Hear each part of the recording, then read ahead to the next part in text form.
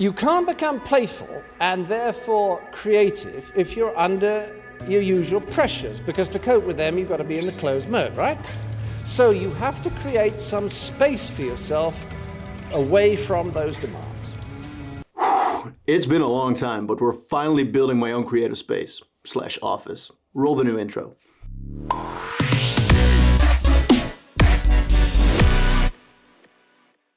So, a lot has changed, and apart from growing a beard or wearing predominantly sweatpants for the last year, I also moved into a new place. And why is this so important? Let's backtrack a little bit. See, when I moved to Copenhagen a couple of years ago, I rented a small room that could basically only fit a bed and a small desk. But I had a place to sleep and a place to create after I got done working. And then, well, we all know what happened here, and everybody got sent home and had to work from home. Working from home meant that I was 24/7 in that room, which pushed the whole creative space out of the window. But in this new place, we have everything we need. We have a living room, bedroom, bathroom, kitchen, and an extra room.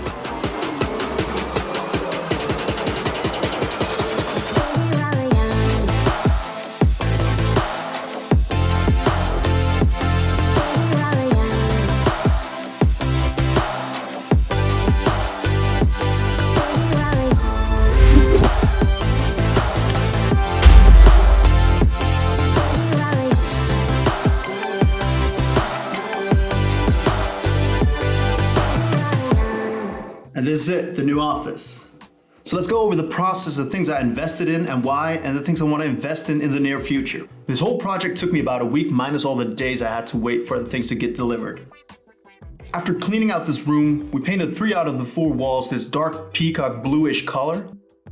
Because of the whole situation, the source is so close, so I had to order paint online, which is a bit of a gamble because the screen doesn't really reflect the color that's going to be when it's on the wall, if that makes any sense.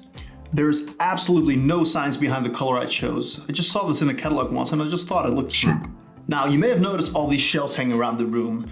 These were pre-installed before we moved in, and I decided to keep them because they make a great display and storage for all the equipment and decoration. Now, the first investment I looked at was a new desk. I wanted it to be decent size so I would have plenty of workspace, and I also wanted a real wooden tabletop, just because of the feel and the look that it would give. And lastly, I wanted to be a desk that could adjust in height so I could use it as a standing desk as well. Okay, let's talk mic setup. I ordered the Blue Compass boom arm as a mic stand because of several reasons, but the biggest one was I wanted to have as much free workspace as possible on the desk and on the floor. Now, this arm is holding a Rode NTG4 Plus, which made the most sense for my use. Now, these factors being that it has very decent audio quality, it has the possibility to run on its internal battery so I can take it on the go, and it's budget friendly. And because of all these investments, I had to pick and choose based on pros and cons and, of course, budget, which I think most of us have to. Now, the NTG mic is plugged into and powered by my Scarlett Focusrite, which is something I already had due to my history of recording music. And I must say, this interface has never failed me and has always done its job. For my lighting, I'm using this Godox SL60 with a 60cm softbox and a honeycomb grid to avoid too much spilling of light. And to be fair, I don't need a bigger light, and to be truthfully honest, I don't think I have enough space to get a bigger light in here. Also, people have been complaining about the fan being a little bit too loud, and I must say, really doesn't bother me, and especially not for the work that I do. And I supplement that light with some Aputure MCs, which are just flat out amazing. These are incredible. Oh, and by the way, that's not a real fire. Just an Aputure light. One of the latest investments was this IKEA table, which I use for product photography and product videos, and also videos like this.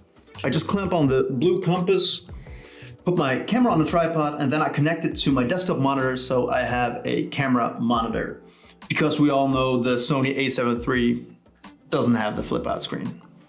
And the reason for this janky looking table is that I can take it apart, store it away, put it back up within a matter of seconds. And due to the limited space, I just want this room to be as versatile as possible.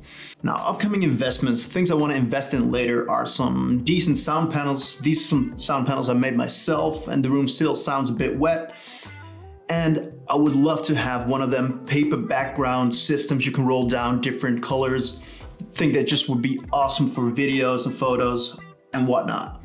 And that's pretty much all for this new place until now, and I'll keep you updated if any big changes happen, but most importantly, expect more videos to come now that I have all of this.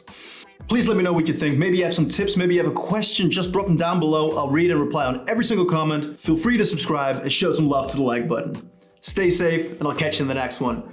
Peace.